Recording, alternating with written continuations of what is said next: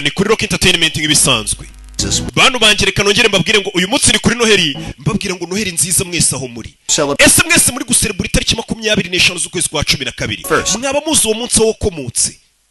Nimbura umuntu ujya usoma Bibiliya, uri umukristo wa nyawe, nimbura umukozi w'Imana, urabizi neza ko itariki 25 nta hantu yanditse muri Bibiliya z'ukwezi kwa 12 kari Yesu Kristo yavutse, ndetse nta n'igihamya na kimwe na n'ubu isi ifite cyuko iyo tariki Yesu yavukiyeho. Gusa abahanga benshi bagiye bagaragaza ko bitari gushoboka ko Yesu yaba yaravutse iyo tariki, bitewe n'ibimenyetso bagenda batanga kandi bigaragara. Iyo tariki kandi nanone ndagira ngo wumve ikintu hano bayivugaho.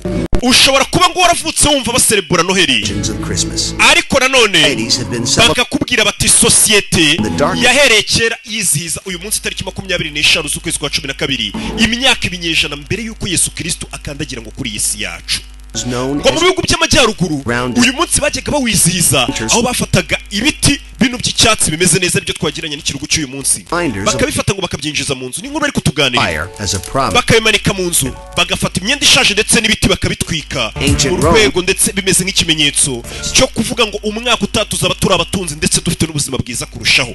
Babaga ngo baserebura umucyo n'ivuka cyangwa se n'ubuzima bushyashya, nicyo baga bari guserebura. Ubwami bw'abaromani ngo muri iyo minsi itariki 25 abaturage basanzwe babaga bari kunywa banarya bizihiza Imana y'ubuhinzi, ariyo bari gusingiza banasenga. Ariko none bakakubwira ngo abaromani b'abasirikari ndetse nanone n'abandi bo bayobozi bo hejuru mu nzego zo hejuru babaga bari guserebura isabukuru y'ikigirwamana cyari gikomeye cy'izuba, aricyo kigirwamana bitaga Mithra cyangwa se bakacyita Avestan, cyangwa se bakongera bakacyita ngo ni ikigirwamana ngo cy'indahiro ubutabera, ikigirwamana cy'umucyo kikaba n'ikigirwamana cy'izuba. Icyo kigirwamana Mithra binazwi neza ko ari ikigirwamana cy'izuba, birazwi neza ko itariki yacyo cyavukiyeho bidashidikanywa ariyo bari barashizeho, cyari cyaravutse itariki 25 z'ukwezi kwa 12 ari wo uyu munsi turi, uyu munsi dusigaye twizihizaho ngo isabukuru ngo Yesu Kristo yavukiye. Byagenze gute rero Yesu Kristo bizwi neza ko atavutse itariki 25 z'ukwezi kwa 12?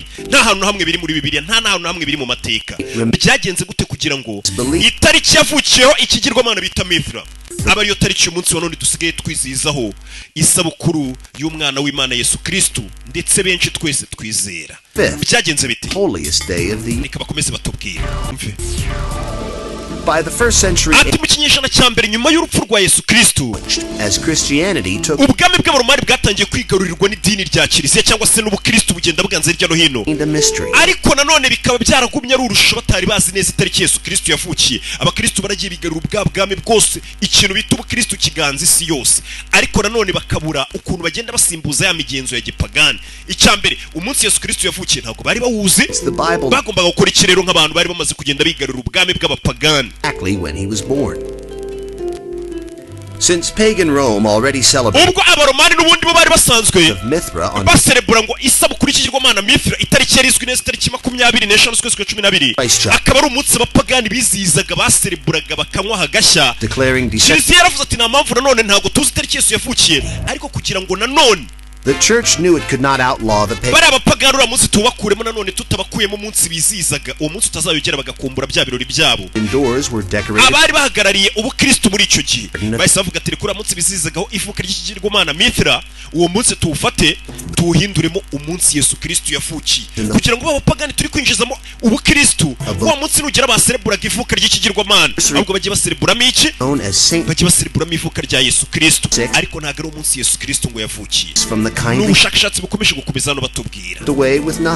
Reka paka akomeze abafashe tubyinjiremo neza, mwibutse niba ushaka kumenya imvo n'imvano y'ibintu byose ndetse buri kabaye kose.